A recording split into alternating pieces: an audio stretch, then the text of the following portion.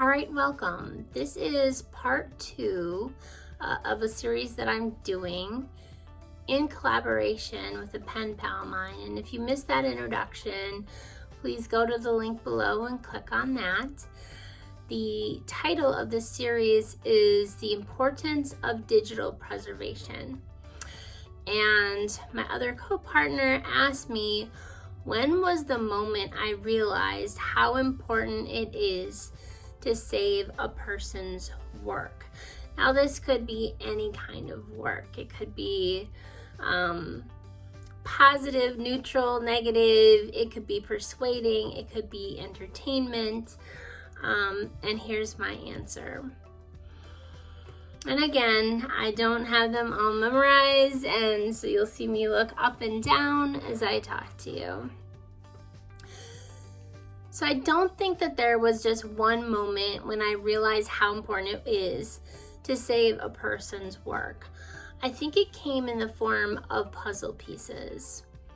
The first puzzle piece came when I heard stories many years ago, before really there was YouTube or TikTok or any mass media outlet like that. It might have been Oprah, I don't even really remember. But I heard stories of parents who were diagnosed with a terminal illness, and they would be filming those video cassettes and then saving those video cassettes for their children for the future. So that was actually the first time where I started thinking about the importance of preserving people, basically, on preserving people on digital content. I guess that's how I want to say it. The second and the third puzzle piece came to me from being a part of a writers group. One of our members passed away. He was one of my favorite writers. His name was Dave Banks, and he was writing this beautiful story about his childhood in the 1950s in Chicago, kind of falling for one girl, but really the story was how he ended up meeting his high school sweetheart, who he was married to for a very long time. And I actually ended up going to her funeral, and I ended up leaving the group for a little while to kind of take a break. I was getting burned out as the secretary, and when I came back to the group, that man had passed as well, and we had lost his story, and it just broke my heart, thinking that this beautiful piece of literature was never going to be seen by anyone other than our group. So that was the second and third puzzle piece.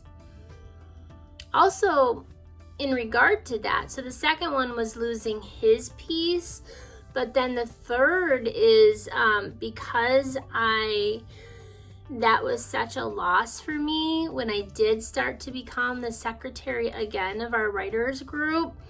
Another one of our writers members passed away, but what I had been doing is I had been saving every single submission that our writers would give to us for our writers group. And what was beautiful about that is that I was able to create a file folder with just his name on it, because his daughters were actually asking if we had any of his writing. So I could move all of his writing into one folder and then give access to his daughters. So now his daughters never lost a piece of their father's writing. The fourth puzzle piece came when my own husband lost his mother.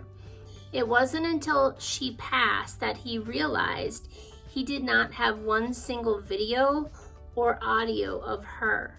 So he was not going to be able to hear his mother's voice again or see her mannerisms. And to me, that is so sad, because we live in a day where digital is so easy to just take a quick video of those people that we love so that we don't lose the sound of their voice or their mannerisms. The final puzzle piece came when I was directly diagnosed with cancer. In 2014, I mostly wrote just to kind of keep people updated on how I was doing, as well as a way for me to process what I was going through. But the cancer just kept coming back. Finally, in November of 2024, I asked to be put into hospice. That is when I really started taking the idea of preserving not just my work, but parts of my personality online. Not just to have my friends and family members have access to it now, but also for future family members that I might not even have the opportunity to meet. My counterpart, Jaideep, put it so well in one of his letters to me. He said, "There is something profoundly beautiful about the idea of a living digital tree." So where this idea kind of came from is I thought about, what if when you go into, like, let's say Ancestry.com, and there's this family tree, and all it is right now is just facts, right? But what if you could have a collection of videos to actually access those family members? That would be just so much more deeply personal. Back to the quote. There is something profoundly beautiful about the idea of a living digital tree, a bridge between generations where our voices, thoughts, and emotions remain accessible rather than fading into obscurity. I think of old family photographs, how we stare into the eyes of relatives who lived long before us and wonder what they were like. Perhaps if they had left behind videos and had recorded their stories, they would have opened a door into the essence of who they were.